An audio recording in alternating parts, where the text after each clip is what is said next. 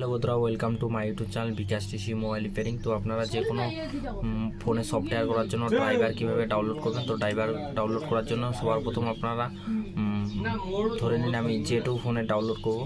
তো শুধু জেটু দিব, জেটু দিয়ে আমি এখানে ড্রাইভার দিব, সেটা আমি সফটওয়্যারটা কেটে দেবো। ড্রাইভার দেবো DIRV।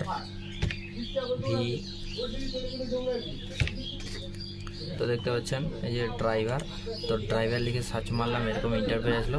তো আমি এখানে ক্লিক করব, ক্লিক করার আমার সামনে আরেকটা ইন্টারফেস চলে আসবে। তো দেখতে পাচ্ছেন আমার সামনে আরেকটা ইন্টারফেস খুলছে। তো দেখতে পাচ্ছেন এখানে সফটওয়্যারের যে ড্রাইভারটা, সেই ড্রাইভারটা দেখাই দিচ্ছে। তো আমি নিচের দিকে আসবো, আসার পর এখান থেকে আমি একটা ডাউনলোড অপশন পেয়ে যাব।